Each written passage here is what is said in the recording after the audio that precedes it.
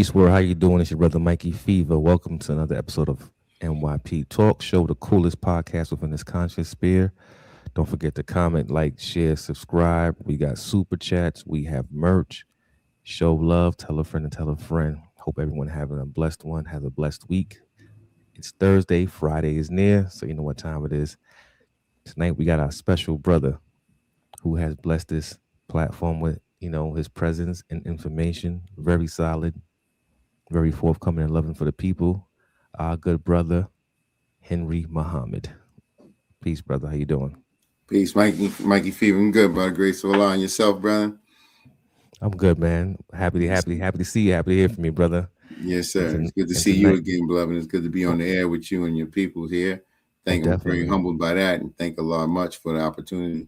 Now we humble, man. You brothers came out and show love, man. Peace to y'all, man. Peace to brother Jabril. Peace to my brother Ron, man. Like, solid brothers right there, man. Yes, sir. And tonight is a very powerful show, very, very beautiful, very deep. And I like this right here. It's talking about the Nation of Islam's perspective on the relationship goals for the righteous. Mm-hmm. Yes, sir. Okay, it's a good topic. It's a good topic. Definitely, man. And we gonna get it, as they say in the street, get it cracking. I'm ask the first question I would like to ask, right? Yes, sir. We know the process, but we like to know this. We know that unlike attracts and like repels. Do you feel like the principle can apply in dating, courting, or do you feel a couple should be equally yoked? Based off of the knowledge that I have from the teachings of the Most Honorable Elijah Muhammad and the guidance of Minister Farrakhan, and being around for a while as a student minister, is definitely being equally yoked. But that is something that's a process as well, in today's society, because it can play out in different ways where it may not start out that way and it can end up that way as the people get to know one another. So say that to say sometimes we're attracted to one another, and through that attraction, we find ourselves getting into what the person we're attracted is into, and then it grows into more of an equally yoked kind of situation. And so, just to elaborate on that a little bit, on the negative side, when we were ignorant, and we get into relationships, most times as we are as young men coming up, we get our girl caught up into the negativity that we're caught up in. That's true indeed. Yep. And then someone can look at that as we equally yoked. She's doing what I do. She's my girl, but it ain't what you doing ain't right. Exactly. You see what I mean? Or she's on the same foundation that I'm on. So, but when it comes down to doing it in a righteous way, in the name of God, in the name of Allah, then there's laws, rules, and regulations, and we all and both sides have to, equal up to that to the best of their ability. Because if not, then it starts causing other things to happen that could have been avoided. I got that. I respect that. So within the Nation of Islam, on their perspective of relationships and eventually being married, becoming one union, what is the process for like courting a sister? Because outside of that, the world has their own perspective and views, and some of it makes sense, some of it I don't agree with. But I like to know, what is the Nation of Islam's perspective? Yes, sir. Well, the courtship process is really just, in a sense, what it says, courtship. You're taking that person to court, and that person's taking you to court. So in the sense of when you go to court, you got to present your case. When you present your case, there's a background check. In that background check, there's an investigation, there's due diligence, there's the prosecuting attorney and there's the defense attorney. So, you're defending yourself and she's defending herself, but it's not a defense in a negative. It's more of a defense and prosecuting in regards to really studying what you're about to get into, studying the person. They got this thing, whereas, and I'll just use this as a sidebar, you see the commercials about Carfax. Yeah. Right? You're going to buy you a car. You want to check to see how many accidents that car has been in, right? It's a used car. You want to find out how many accidents it's been in. So you check the Carfax. Well, if you get in a relationship with somebody, you need to check the facts on how many relationships that person been in, how those relationships went. Did it work out for the best, or why did it fail? You know what I mean? And you want to get into understanding that, not that you hating on anybody, for lack of a better term, but you want to know some of the facts, because there may have been damage done emotionally. There may have been things, so, and vice versa. The sister should be wanting to know certain facts about the brother. Exactly. So, that's part of it. But just to add a little bit more, when it comes down to the courtship process in the Nation of Islam, it's not, it's much different from what we've known of the world, right? And so there's a process that we, even coming into it, have to adapt to, because it's to the point whereas you may be interested in a sister, and and you want to find out more about her. Well, there's an introduction that takes place. There's an introduction that takes place. It's not just you just get to walk up on any sister or anything like that. No, the women are very sacred, in the eyes of God. And as we learn more and more about that, then that introduction is being made. But the introduction is just because to let the sister know and the brother, he's interested. He's interested in getting to know you. Doesn't mean that you're going to get married. Doesn't mean he's putting a ring on your finger, but it allows that opportunity to start having that dialogue where we can talk to one another, because we have laws, rules, and regulations in the mosque where we're not to be fraternizing so with the brothers and the sisters together like that. So if you're not married, why are you all up in her face? Why is she all up in your face? Somebody would want to know. So it's regulated, start off with a proper respect and a proper understanding. I like that. I like how you elaborate on that, and as far as keeping the woman sacred and respecting her space, and the brother respecting himself to make sure his and her attentions are pure. Right. You said as far as being equally yoked, is mental health also considered in that process too, like making sure the person is like same? Yes. Well, I say yes, brother, and for us, it's a matter of making sure the brother or the sister is all the mental faculties is proper, and there's times, of course, we can see people that we know in society, people that we've come up with in social circles that there may be a mental issue there, they just never been diagnosed. And you'd be like, wait, something's going on with bruh, something's going on with sis, so that is something that that can remain to be unseen until it filters out. However, when we know that there's a brother or a sister that's on medication, then that has to be made known in the courtship process. You know what I mean? So we kind of try to do a thorough thing when it comes down to that, and there's a representative from the brother's side, there's a representative from the sister side in the midst of that introduction who knows something about the brother, who knows something about the sister as it pertains to how they've been coming up in Islam, in the teachings, and they're able to help in terms of dealing with the guidance, not bashing no one or anything like that, but just if there's certain concerns that need to be made known, then make it known in that introduction, so that way they're both clear of where they're starting out from. I love that. Beautiful, beautiful. How does the Nation of Islam define the purpose of marriage? According to the Holy Quran and the Bible, the purpose of marriage is defined from there. And so marriage is a sacred institution. And that sacred institution of two people becoming one in the name of Allah, in the name of God, that's something when you start dealing with sacredness, then you're dealing with something that's very, very much needs to be protected, must be entered into with all caution, in the sense of, because you're doing this in the name of God, and this is two people striving to become one, and having a foundation that is under God's way, that they will always be centered on in their personal lives, individually and collectively. So marriage is looked at as a very sacred institution. Got that? Because it's like, because what's so dope about this, right? Because learning about the Nation of Islam, and we see the statistics today The marriage rates within our community, like, you know, it's on a heavy decline. There's an attack on the nuclear family.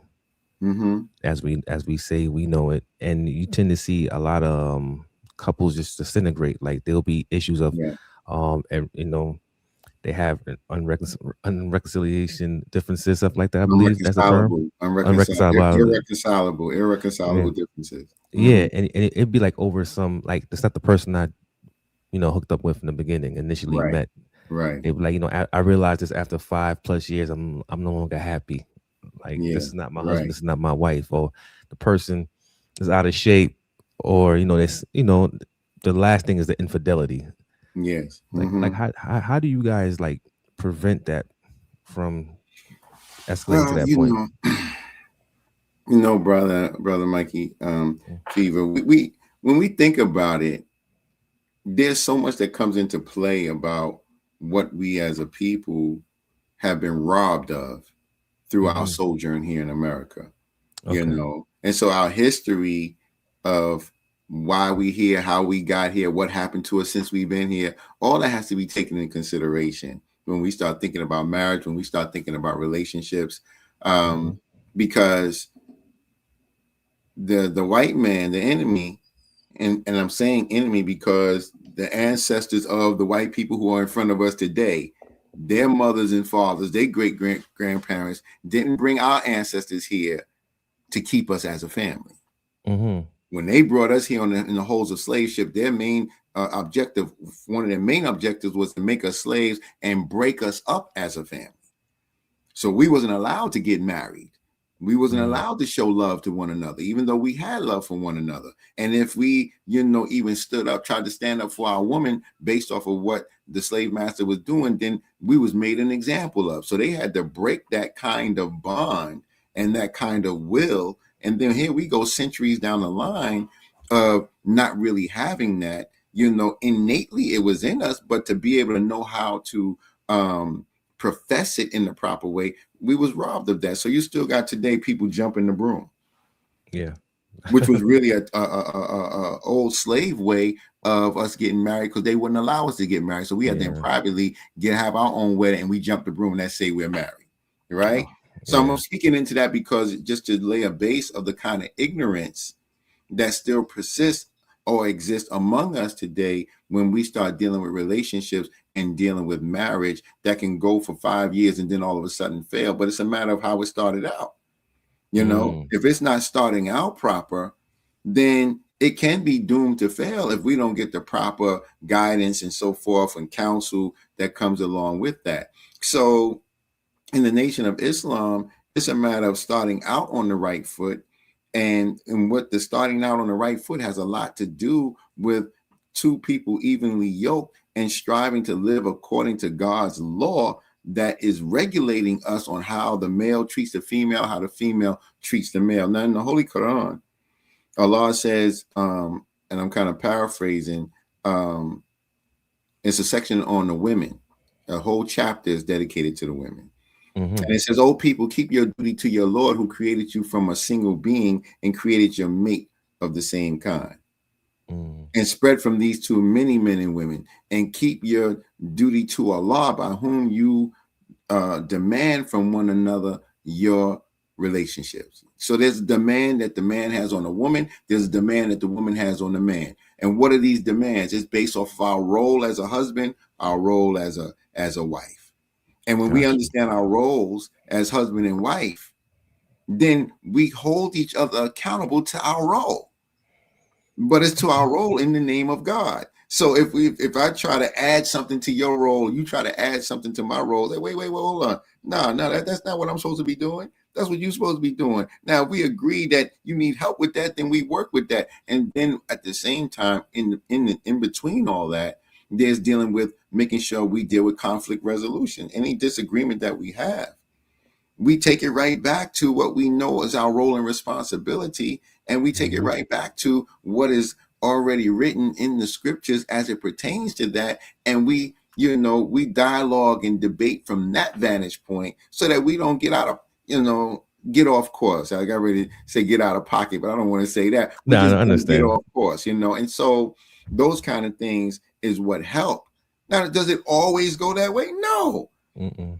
Because all of us have different things that may be lying within, that are things that affected us from years ago or affected us from other relationships, and then something may come up that reminds us of something that we went through before, and we respond in a different way, and all of a sudden our demeanor change, our voice tone starts changing. But that's in the nation. That's when it comes to the point where if you're being disagreeable with one another, the best thing to do at that point is seek counsel. And that's where a person like myself as a student minister comes into play to help y'all talk it out, a mediator in between. And that's guidance from the Quran, that, if we come up into disagreement and we can't settle it, then we go for an arbitrator that will be able to sit before us and hear both sides and help us think it through, not judge this side versus that side, help us think it through. And that helps a great deal, versus us being down in the courts, family court, and this, that, and the other. No, it's the house of God where we come to that one that we trust, that know us and been seeing us come up and want to see the best for us. So now when you start mentioning about infidelity, or what we would call reconciling differences, adultery, part, yeah. And then now those become serious violations. Those are serious violations that brings on a whole nother trial if that happens in the marriage, because that becomes a big violation of the vows that were taken. Got you. I respect. Oh, that was deep right there. I wanted to add on to this is like I read this book from Sister Shahrazad Ali, The Black Man's Guide to Understand the Black Woman, and she also have the second volume read of that Black Woman's. Long time. Go ahead. There were a lot of things that she said that you touched on is having the proper village, and the pillars of your faith is what helped the marriage, because a lot of people get married in, like you said, in the name of God, and I'm not bashing religion like through Christianity or any other form. And we get it. Human beings at times will bump heads. Like there's a saying in Creole where they say the tongue and the teeth will meet somehow. It will cause pain. Okay. There's always gonna be some friction. Yes. But as we see, like within our community also, like say for instance, there's always like an echo chamber of people, repeating the negative things, like, yo, just call it quits. Like it could be minor factors, but people be like, yo, I don't want to do it anymore. And then, as you mentioned, some people will hold on to old baggage, which I find very the baggage to hold on to is very detrimental to a marriage. Like I cannot put my past errors on you, and vice versa for my experiences, because that would hinder the growth. Yes. And I'm glad that you said that it's important that we have counseling. Because you don't hear that too much in our communities. No. So to hear that within the Nation of Islam, that's powerful right there. Yes, bro, that you guys actually. But it's something, because it's needed, and I know of the mindset of many of us, and I'm just using it from just studying myself from going years back. Coming into this kind of fold where you're getting more God-centered. And in getting God-centered in the Nation of Islam, it's a matter of following God's law and striving to, submit yourself to that law. And when we're talking about laws, it's a combination of laws that you would find in the 10 Commandments, and the laws of the Quran. So what's in the Bible of Moses' law and what's in the Quran, it's mixed together because it's really all coming from one book. But there's also rules of conduct, which is a law that you start striving to straighten yourself up where your conduct is concerned. And good manners make for, good conduct, right?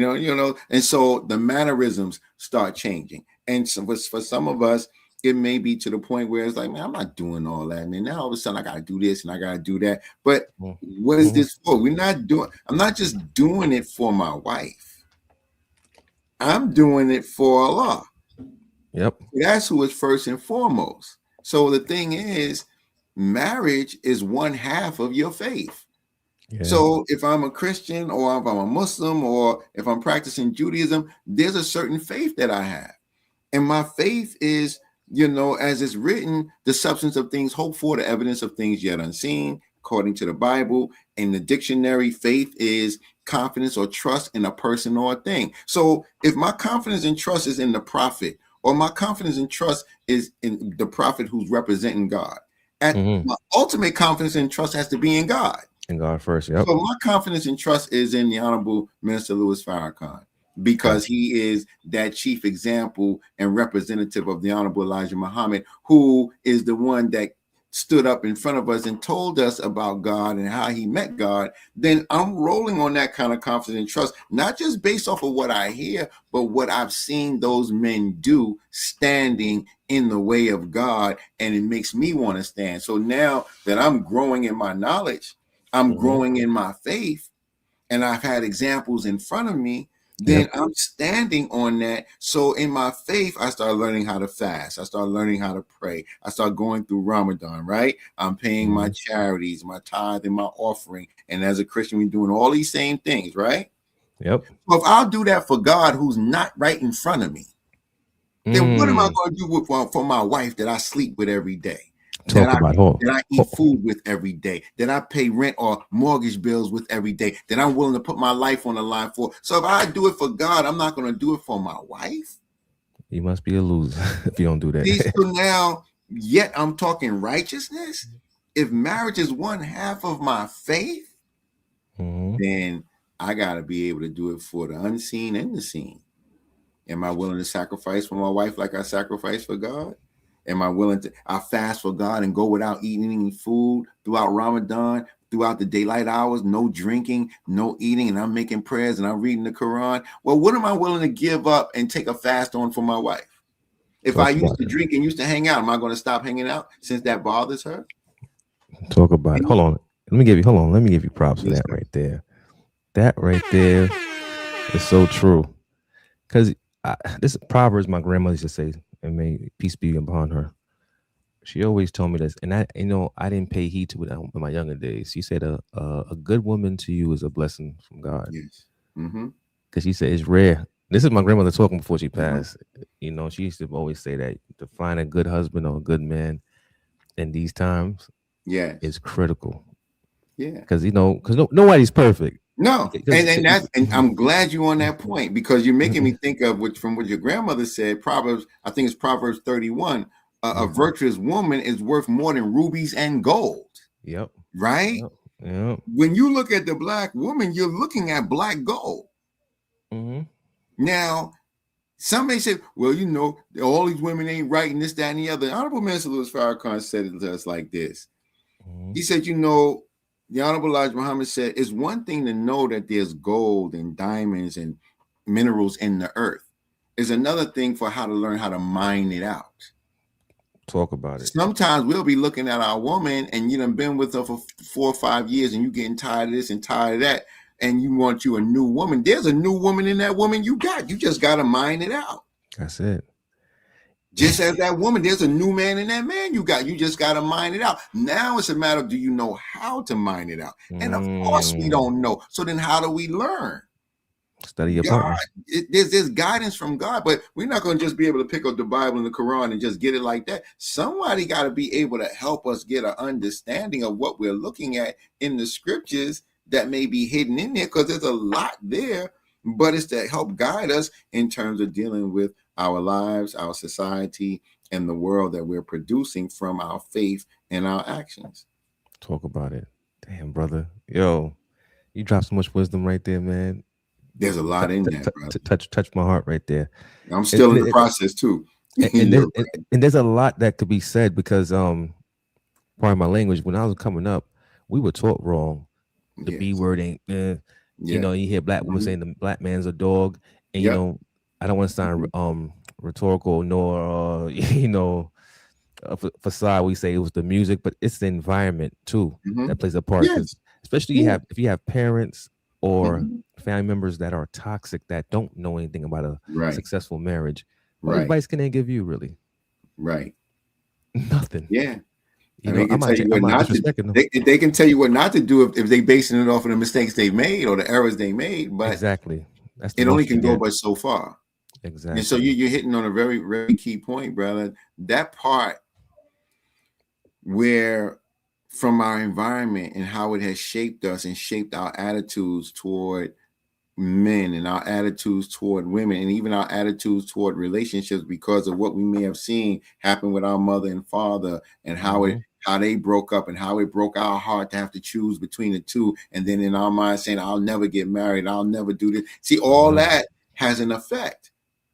And this is where, like, I keep going right back to God because the way of God has to come into play. And then we'll get to the point where we don't even trust that. But when someone's coming before you to make sense of it, then it's a matter, okay, I'm not saying you got to do it, but you need to think about it and try it on for size, because all of us have been affected. Many of us, if we've been in relationships coming up, we've gotten our heart broke. We've broken hearts ourselves, and it was in our ignorance. And we've had people tell us, you don't be giving no woman your money. You don't be tricking like that. You have people, you have women tell, don't make sure you keep some stash for yourself because that man is going to do this, that, all that. But all that's negative.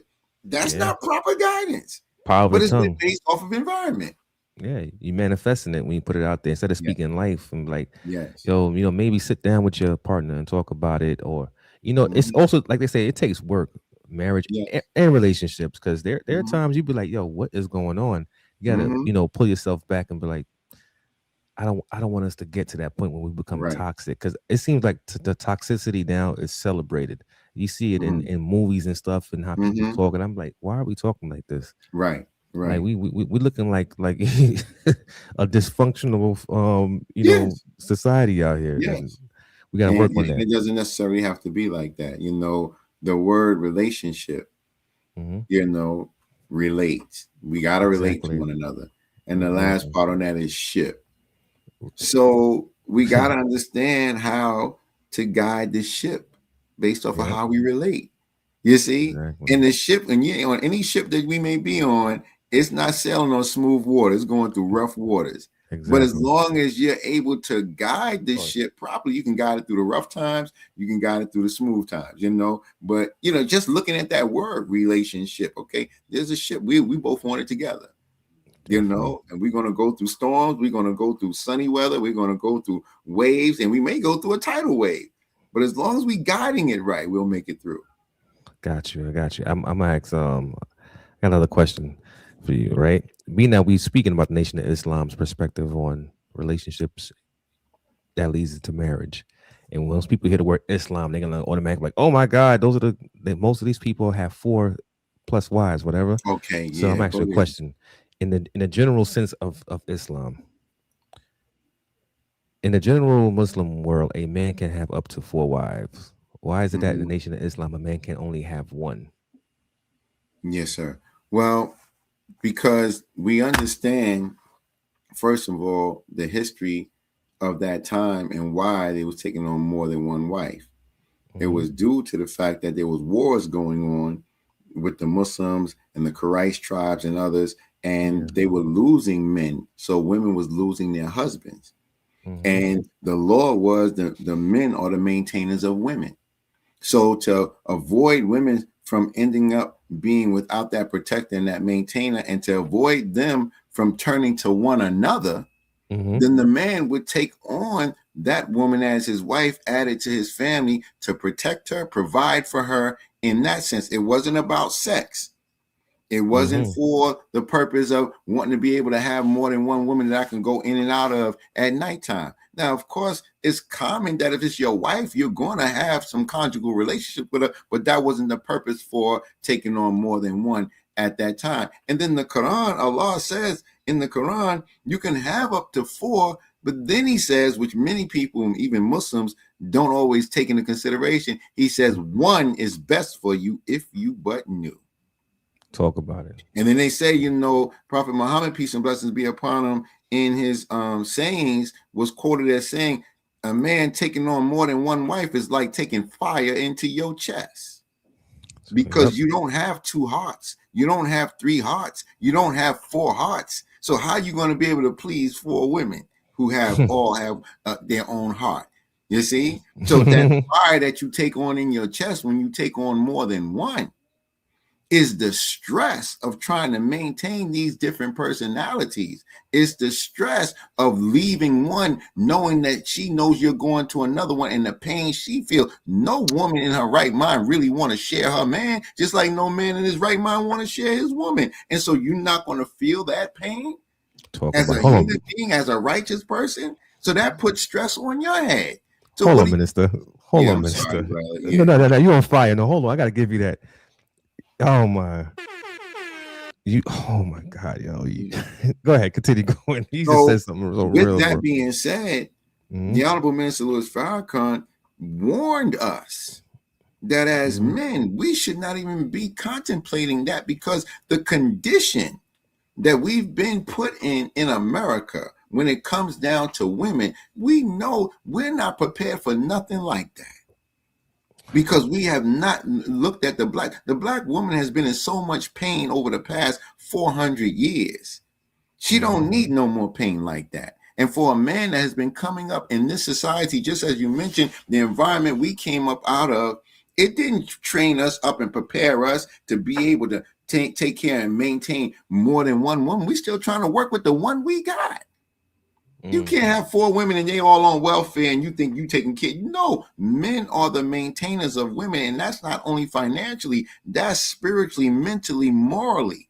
So to maintain is to upkeep. That means whatever level they were on when you met them, you meet them at that level and you take them further up from that level. So now, are you ready to do that? No, and in this kind of society of America, where they have their own laws and rules and regulations, to go against the law of the land is really disrespectful to the whole government, And so, in this day and time and how we're living and where we're at mentally as men and as women, none of us are prepared for that. No. So one is best for you if you but knew. You said it so right. I think one is important because I'm going to be honest, man. Coming up, I've been there. Trying to be a player, man. Listen, whenever I got caught, although it was embarrassing, I was happy. I was like, you know what? I don't have to keep up with this no more. Because you was glad to get that stress up off your shoulder. Yeah, bro. Because you gotta have that facade, that face on, right. And then you know, especially if you have a conscience inside, the conscience be killing you. Like you're doing it, and you like, oh God. And you know, brother, when you say that, brother Mikey Fever, you know, that's the thing that brothers know they can reflect back on. Yeah. Anybody taking up on the subject matter of more than one wife and maybe even in disagreement with what I'm saying, that's all right. But you know good and doggone well that when you was out there coming up as a young brother, if you was a womanizer and you was playing on women and you had 3 and 4 and these were notches on your belt and you really think you doing something, you knew that was stressful as hell. And you say, no, it wasn't stressful. I was handling it. You was handling it by lying a lot. Stress, bro. It's stress because you can't keep up with the lies. You can't keep up with your lies. First and foremost, I don't care how good you are, you're not keeping up with the lies. And then once that truth is, once you shatter that trust with her, there's no coming back. That you're not getting that woman back. It's gonna take a lot of work, and you know it probably the same thing for women. And I remember, I seen a lot of prime examples fall like that. You know, my pops like was out there. And now you know you're alone, right? That like. I don't want that life. You're like you alone, no one to love like that. And then, you know, to hear him say, "Yo, I was a man to many, but a husband to none." And he said, "I was there physically, but mentally, was I there morally? No." Right.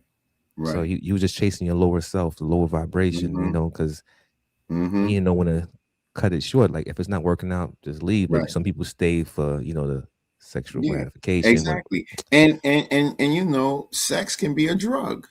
Yep. You know what I mean? And people can become so addicted to it that that's all they're looking for. And then, you know, it's almost like crack. You know what I mean? You're looking for that next hit. And then after that, I'm done with you until I get the next hit. That's not good. Because that's working on us and rotting us away from the inside out. Got you. All right, another question, man. This is beautiful, man. What did Elijah Muhammad mean when he said that 75% of the work is with the women? Why did he say that? Oh, wow. You know, I noticed that when everybody who for the most part, that quotes that quote, they leave out the other part. Yeah. He says 75% of his work is with the woman in the way of reform. Mm-hmm. Because the woman, now think about it. Mm-hmm. Anything that we are looking for as far as for uplift for humanity, if we're looking for a cure for cancer, if we're looking for the next savior or messenger or someone that's going to be able to bring up another invention that can catapult us into another level of technology, if we're looking for a cure to AIDS or any disease, or we're looking for some major inventor, it's going to come through the womb of a woman, brother. That's a fact. That's a fact. That's the first teacher. Yes. So if the woman is not right in her thinking and in the way that she takes care of herself, she's not going to produce children that can be children of consequence. It doesn't matter. They won't grow up and eventually become children of consequence, but it's supposed to start from the cradle. So with 75% of the work being with the woman, the other side of that is understanding in the way of reform, because we as a people, Black people in America, in other countries where we're under oppression, we would not be able to be oppressed if the man had not been crushed by the oppressor. So the Caucasian white man, in bringing us over here and making us into slaves, he had to break the will of the man first in order to make us into slaves. And once you break the will of the man, then his woman becomes your prize. And so when she becomes your prize, like as in the way of war, calling her your booty, then that means she's submitting to your education. She's submitting to your name. She's submitting to your politics. She's submitting to your financial world. She's submitting to your way, your religion. Then your man, her man is no longer in charge. So when her man is finally coming up to take charge, the first thing that has to be worked on is his woman, because in her head is the head of whoever was running the society. So even though she may look Black on the outside, she's thinking like the white man. Even though she may look Black on the outside, she's got the culture of the white man. So say you come up and now you're coming up with a knowledge of yourself and you starting to learn the knowledge of your ancestors, and you find out, as you just mentioned, the culture of Haiti and the way it was with Bookmount and Toussaint Overture, and you want to get back to that, but your woman has become Americanized. You're going to have problems in your household, bro. Oh, talk about it. What? She gonna be like, you stop me from wearing my weave? It's like, going to be the point. You're going to either be with me or you're going to be with that. And now there's choices that got to be made, because now you want to do for self. You see, and what is that? It's not that we got to look down on her. You realize that this society and submission to this way of society has become a problem. We'll come up with the knowledge of the teachings. And this is the same thing when it comes down to someone that's in Christianity or Jehovah's Witness or what have you, because that is Christianity as well. And now we get to the point where we're not celebrating all these holidays that the white man came up with. Oh, what do you mean we're not doing Thanksgiving no more? Oh, now you done flipped out. Wait. So your woman's like, what? You mean no more Halloween? No. Yeah. And when you have a direct answer for why we not doing it, now this also comes into part of what we talked about in the beginning of becoming evenly yoked. Why are we celebrating that? That ain't even really our way. That's all built off of lies and this, that, and the other. Oh, now you done went out to the mosque and now you giving me all. See? Oh, now all of a sudden. But now we breaking ourselves out of a mindset that we were subjected to, and it was forced upon us because we were following someone else's knowledge, someone else's wisdom, someone else's culture. That's not our culture. So now that I'm coming into a knowledge that allows me to develop a culture that's based out of what's good for me and for us, and it's based in truth and not lies, then if my woman is not solid with that, then my children not going to be solid with it. Then my household is not going to be solid with it. So I'm going to have problems. So the first thing that has to happen is the work on the woman. Because some sisters won't go for that. You know, on that note, I believe I remember hearing it from Sister Shahrazad Ali. Mm-hmm. She made this point that was so profound. She said the politics of the white man's house should not be the politics of the black man's house. Talk about it. Mm-hmm. They have you to the point where they have our women, if they get pregnant, they can't get a job or whatever, they got to go down to welfare. And they got to, first thing they got to tell that person at the welfare office is that there's no man in their life. That's Yet there's a woman with children. You can't have children without a man. So they gotta say, and if there's a man in their life, they gotta lie and say he doesn't exist. Mm-hmm. Psychologically, at a certain point, when she starts having conflict with that man, then you ain't taking care of nothing in here. You ain't no real man. And then the brother's like, oh wow, all of a sudden, now I'm not the man. Well, why are you saying I'm not the man? Because I'm getting money from them and they're paying for that. Who's at the end of that? The white man's at the end of that. And even though he may be giving her money, he may be doing certain things, but it can't be known to welfare. So now it's really not known in my mind. I'm really not acknowledging that right now because you're getting on my nerves. It's my house. Attacking the nuclear family. Talk about it. So that's a fact. 75% is very important. And white people know that. Those at the top, they know that. I'm not saying all white people don't care, but those at the top, they know that. And you see how the families are broken up right now. Oh man, you go to the family court building, you see that all around. You just see people that look like us in there, or online. There could be issues between a couple. A lot of issues, bro. They must take it online for some reason. I don't know. Social media is like it's the platform to go talk about your relationship. Yeah, it's like the Dear Diary that people used to hide and keep their private, thoughts in. Now you can just put it all out in front of everybody, and that's I always tell people that your life is not a Tyler Perry flick, so stop it. Exactly. Yes, sir. Yeah. What are considered valid reasons for separation for the Nation of Islam? We know about adultery, he said, and infidelity, but what other reasons? Like, say for instance, like there's no adultery, there's no infidelity, but the man, the brother and the sister cannot get along. Well, I'll say this: separation, according to Allah and the Holy Quran, anytime a man and a woman gets to the point in their marriage where they got to separate, the separation is for them to be able to be in solitude, separate from one another, to figure out how they're going to come back together. It's not separation and then we going into divorce. No, it's mean that it got to a point whereas we're not agreeing. It's become irreconcilable for us as far as trying to work it out. Maybe we need to separate for a while so that we can start thinking about my actions, your actions, and how we can do better in terms of dealing with making amends with one another. It's never to the point, because Allah hates divorce. So it's never to the point to where we just going to push right for divorce. That's the very, very, very, very, very, very last thing.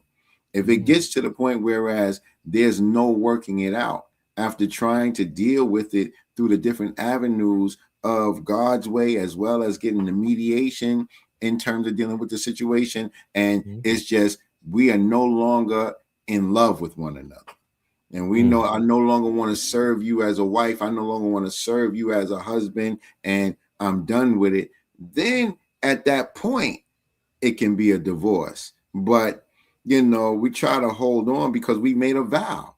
We made a vow in the name of God. We gave our word, and our word shall be our bond, and the bond should be there. But if it gets to the point where we just can't get along and there's no reconciling where this is concerned, and that part is, I don't love you no more. I'm not in love with you no more. I no longer want to serve you as a husband. I no longer want to serve you as a wife. Then that's when it's very detrimental. Oh man. Oftentimes in the midst of counseling sessions, one of the first things that we want to know before we get into any of this dialogue, do you still love your husband? Do you still love your wife? And they may look at me, or if it's you, and look at you and say, yeah, no, I want you to say that to him, and I want you to say that to her before we start getting into this dialogue about what the problems are. Because if y'all still love one another and you still want to serve each other as husband and wife, then we can work out everything else.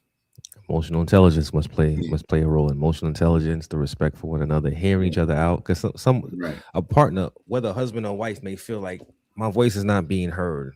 Right. I'm not feeling respect. I don't feel love. And whatever the Mm-hmm. case may be. So Yeah. there are a lot of moving pieces involved in that. And that point right there, just on that, in the book of Ephesians of the Bible, it says, wives, submit yourselves to your husband. Mm-hmm. Husbands, submit yourselves to your wives. As Christ is submitting himself to the church, husbands, submit yourselves to wives. Wives, submit yourselves to the husband. And then it talks about how there's God, and then Christ, and then man under Christ, and then there's woman under man under Christ, and then there's children under man under Christ. So there's a protocol, but it doesn't mean that I'm above you and you got to do everything I say. We're submitting ourselves to one another in the name of God. So my submission to my wife in the sense of subordination is subordination according to God's power in her role. For instance, I'm not going down in that kitchen and telling her how to cook the food, brother. I would be totally out of order. Exactly. Because that now I'm stepping out of my bounds. Exactly. But at the same time, if she's doing, and I'm not just saying cooking, but if she's doing her role as a mother and a wife, and she's doing her role where my children are concerned, and keeping the home in a way where it is a home and it's not just an apartment or it's not just a house, where she's keeping it clean and she's setting a certain atmosphere. And she said, look, don't step on that living room floor. I just waxed it. Then what you think I'm going to do? Man, I pay the bills in here. I'm not going to step on that living room floor. Yeah, man. I'm going to submit to what is being said. I'm sleeping on the couch. No, you know what I mean? Let me try that. So what am I supposed to do? But it's those kind of things. And when it comes down to dealing with certain things where the children are concerned, because in a sense, she's God over those children. Mm-hmm. Talk about and it. She's keeping them managed on my behalf. And whenever I have to step in on certain things, then she'll call me to step in. And there's things that I know I got to step in on. But, it's a matter of our roles and our responsibilities as it pertains to the way God set things up. Remember, Adam was in the garden by himself at first, working. Yeah, and then God said, it ain't right that man be alone, and produced a woman for him. Mm-hmm. You know what I'm saying? As a help meet. And so all that comes into play when we start looking into the science of it. And the Quran says, the woman is an apparel for the man, and the man is an apparel for the woman. Apparel is clothing, so we cover each other. Oh, beautifully I got said. your back, you got my back. Ain't nothing coming in between that. You know what I mean? And that's just real. You step to mine the wrong way, it's going to be problems. Talk about it. I'm the same way and I'm too, expecting that if somebody stepped to me the wrong way, she going to step up, and that's when you're going to see Sister Soldier come out. You damn right. I be telling people that. Listen, you mess with mommy, I'll put. Listen, don't mess with my wife. And I was about to laugh. I was laughing when you said you can't go in the kitchen and tell her how to cook, because I'm like, the most I say is like, I like my turkey bacon a little crispy. That's all I say. Look, come on, you can crispy. Tell her how you. That's right. You can say how you like your food in the beginning stage, and then she knows how you like it, and she'll do it. But then other times she's gonna come up with recipes like, "Babe, what did you do with this? I didn't know you knew how to do it." Yes, but there's a lot that goes with that as well, man. Hold on, my brother. Hold up a second. Gotta acknowledge the chat. Shout out to the brother who provided a super chat. We appreciate you, brother. And Mudhite, if I'm saying it correctly, I don't want to butcher your name, brother, but appreciate you. So, now that we know the processes and protocols of courtship into relationship to marriage and relation to Islam, right? I want to ask in regards of saying if a brother is a member of the nation, right, and his wife is not, right? So this question is in regards to that, in regards to faith. What guidance is offered about the interracial or interfaith of relationships? I had to throw when you say interracial, meaning that if a brother marries a white woman, has that ever happened? Yeah, that has happened. Yeah, that has happened. I don't know how often, but there's been occasions, and so let's look at it on two different fronts. Mm-hmm. Let's say a brother is already married to a white woman. Okay. Before he comes into the Nation of Islam. And then he comes in, and he's learning about the teachings, and he knows, where the teaching is in regards to dealing with, how we are about interracial marriage. Our stance on interracial marriage is based off of the condition that we have been put in America, and where we have not really been a real man to our own woman. So why would we go outside of our race and deal with the children of those who were the fathers of those that put our ancestors in this situation, in this condition, and then we're going to go and marry them? Okay, so no one can come between true love. All right, y'all fell in love, got married, you come into this knowledge. That don't mean you go home and disrespect your white wife now, but you're not going to be able to have her up in the mosque with us. I'm just laughing. I'm sorry. I hear you, brother. You can take the teachings home to her. You can share it with her. This, that, and that. When there's public rallies, she can come. I'm sorry, but that's just the way it is, because we're working on ourselves. Can you imagine reading the lessons to her, like the first and supreme wisdom? Who was the original? Who was the original? Right. So no, I can't imagine it. I know you won't. I don't. We don't. I don't know what that would be like, but that would be something. However, there has been situations that I'm pretty sure, based off of the relationship and the love, that in private they probably was doing that. Going over the lessons, going over this, and that's good. Okay, cool. Because this teaching is for the whole human family. Yeah. But in the condition we're in right now in America, as Black people, we ain't ready to do that. Wholesale. You know what I mean? So, because now, and I say that to say this as well, brother, you have some brothers and sisters who came up from interracial families. There are Black people that have a mother that's white or have a father that's white. And they come into the understanding of the teachings. You don't disrespect your mother. You don't disrespect your white mother or your white father. You know what I'm saying? No. But if you are immature, immature in your understanding about the nature of the white man and so forth, then maybe in the beginning stages, you may say some ignorant stuff out your mouth that you're going to have to really be apologizing about later on. Yes, as they say, honor thy mother and thy father, and they shall be long. There you go, beloved. There you go. And that's the way the Honorable Minister Farrakhan teaches us on that. Like, no, you don't go and disrespect your white mother or your white father because you come from both sides. No. Now, I'm glad you clarified that for me. And I was, as far as the interracial, now, and how about in regards to interfaith?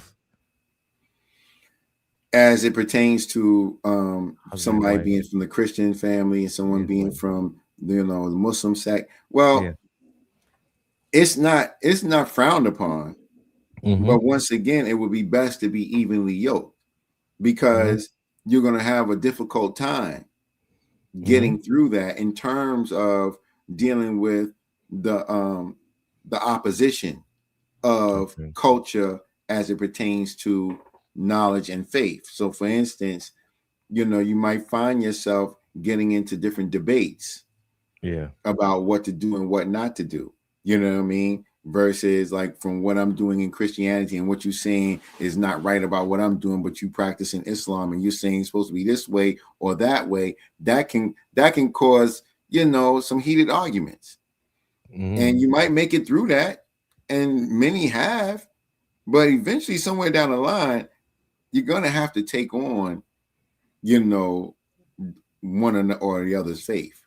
Gotcha. Because in the when I just talked about the book of Ephesians, and it's talking about, wives, submit yourselves to your husbands. Well, if the husband is practicing Islam and you're practicing Christianity, but the book of Ephesians tells you to submit yourself to him, then that's his way of life as well. You see?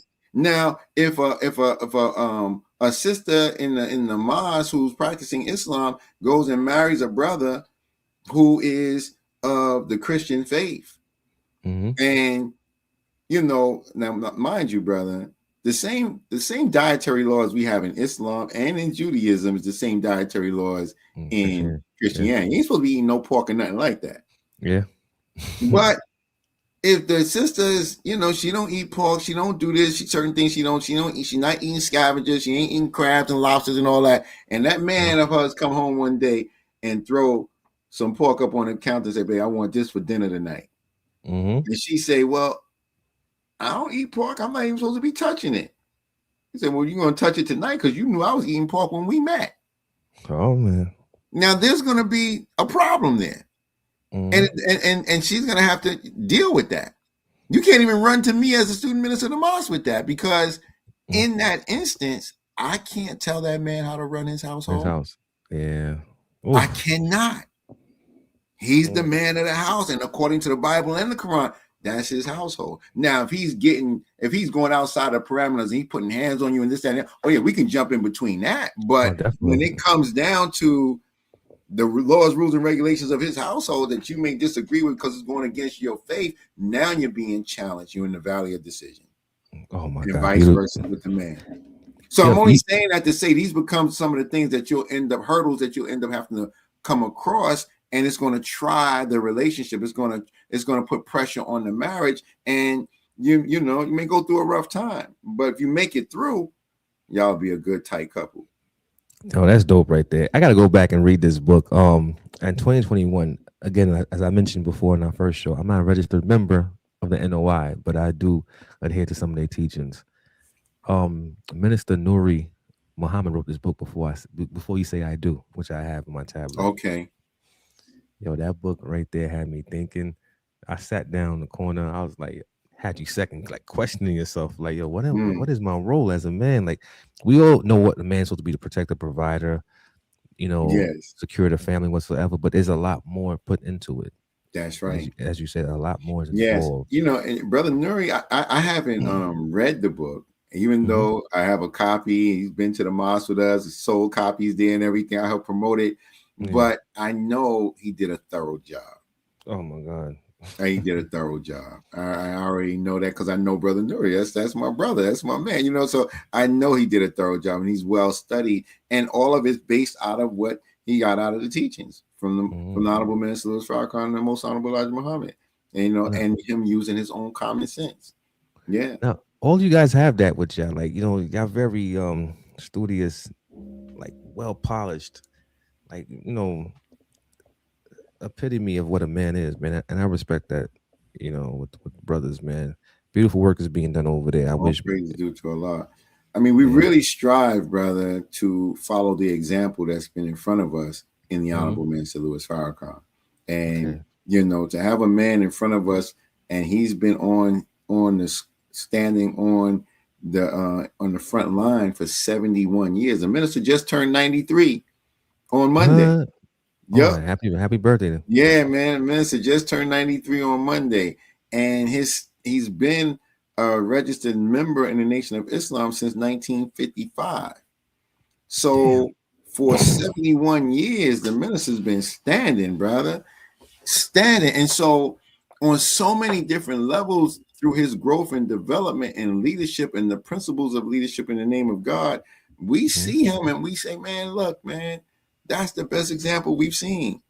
And so we want to emulate that example. It's not like we want to be Farrakhan, but we want to emulate those principles, those standards, because we know he's just a sign of what's in every one of us as Black men, what's in every one of us as Black women, and so, that's where, of course, at the root of it all is Allah, and attributing to the real credit going to Allah, and then the Honorable Elijah Muhammad and Minister Farrakhan, man. I mean, I can't speak enough about that, because I know for myself personally how I was, no different than the next brother coming up in society and growing up in, the concrete jungle, as we would say, and being affected by an environment. But I thank Allah for that man and what he has brought out of me. And what he brings out of us is things that our mothers and fathers had already buried in us, but it got buried under all the society and stuff, and so, it's good to bring it out,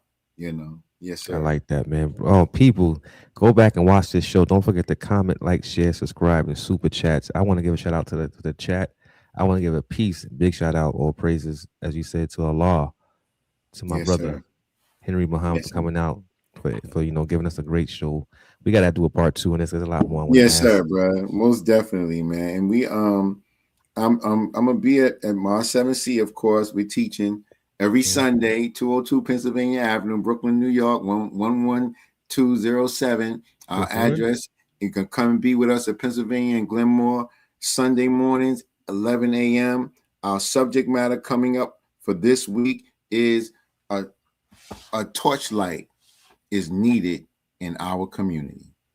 Yeah, see, a torchlight. That light of God is needed among us because there's so much going on in our communities now. That knowledge and wisdom of the light that we're talking from right now throughout this time with you, Brother Mike Fever, we need to have our people understand about this kind of guidance and at least try it on for size. All right, my brother. Definitely. We got to check in on that. Yes, With that sir. being said, got another show coming up. Peace and love. Yes, sir. Salute Peace, to the brother. family. Thank you. Peace. God bless. Bless.